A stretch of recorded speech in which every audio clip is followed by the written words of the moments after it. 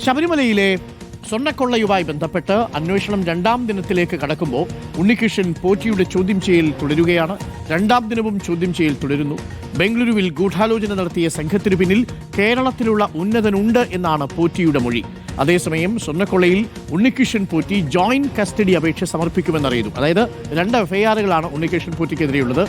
രണ്ടിലും separate custody അപേക്ഷ കൊടുക്കാതിരിക്കാൻ വേണ്ടിയിട്ട് ഒരുമിച്ച് ഈ 14 ദിവസത്തേത് ജോയിന്റ് കസ്റ്റഡി അപേക്ഷയായിട്ട് പരിഗണിക്കണം എന്നുള്ളതായിരിക്കും ഉണ്ണികൃഷ്ണൻ പോറ്റിയുടെ ഭാഗത്തു നിന്നുള്ള അഭിഭാഷകന്റെ നീക്കം.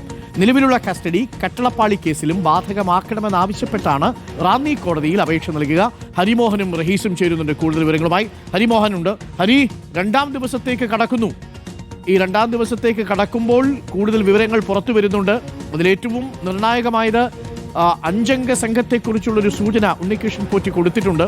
കേരളത്തിൽ നിന്നുള്ള ചില ഉന്നതർ കൂടി അതിൽ ഉൾപ്പെട്ടിട്ടുണ്ട് എന്നുള്ളതാണ്. ചോദ്യം ചെയ്യൽ ഏതു ഘട്ടത്തിൽ എത്തി നിൽക്കുന്നു? നിർണായക വിവരങ്ങൾ SITക്ക് ലഭിക്കുകയാണോ ഹരി? തീർച്ചയായിട്ടും അരുൺ, നിർണായക വിവരങ്ങൾ തന്നെയാണ് SITക്ക് ഓരോ ദിവസത്തെയും ചോദ്യം ചെയ്യലിനൊടുവിൽ ലഭിക്കുന്നത്. ഇന്നലെ രാത്രിയിൽ ഏറെ നേരവും ചോദ്യം ചെയ്തു. ഇന്ന് രാവിലെ അല്പസമയം മുൻപ് അന്വേഷണ ഉദ്യോഗസ്ഥരെല്ലാം തന്നെ ക്രൈംബ്രാഞ്ച് ഓഫീസിൽ എത്തിയിട്ടുണ്ട്.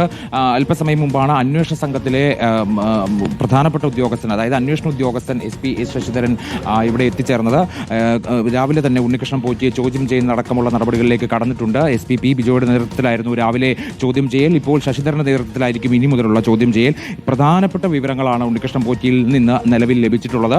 അത് ഈ ബംഗളൂരുവിൽ നടന്ന ഗൂഢാലോചനയുമായി ബന്ധപ്പെട്ടുകൊണ്ടാണ്. അതായത് സ്വർണ്ണ കവർച്ച നടത്തിയത് വലിയൊരു ഗൂഢാലോചനയുടെ ഫലമായിട്ടാണ്. അതൊരു 5 അംഗ സംഘം നടത്തിയ ഗൂഢാലോചനയാണ് ഇതിന്റെ തുടക്കം മുതൽക്ക്.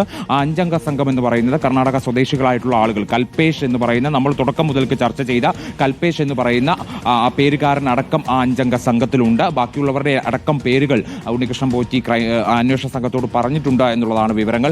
മാത്രമല്ല ഈ 5 അംഗ സംഘമാണ് ഈ സ്വർണം ഈ കവർച്ച ചെയ്തെടുത്ത ആ സ്വർണത്തിന്റെ ബാക്കി ഇടപാടുകൾ നടത്തിയിട്ടുള്ളത്. അവരാണ് ഇതിന്റെ ലാഭം മുഴുവൻ എടുത്തിട്ടുള്ളത്. തനിക്ക് ചെറിയൊരു ലാഭം മാത്രമാണ് ലഭിച്ചത്. തനിക്ക് ശബരിമലയുമായിട്ടുള്ള ബന്ധം ഉപയോഗിക്കുക മാത്രമായിരുന്നു ഇവർ ചെയ്തത്. അതല്ലാതെ തനിക്ക് മറ്റ് വലിയ രീതിയിലുള്ള ഇതിന്റെ ഗൂഢാലോചനയ്ക്ക് നേതൃത്വം കൊടുക്കുന്നതടക്കമുള്ള പങ്ക് തനിക്കില്ല. താൻ ചെറിയൊരു മീൻ മാത്രമാണ് എന്നുള്ളതാണ് ഉണ്ണികൃഷ്ണൻ പോറ്റി പറയുന്നത്.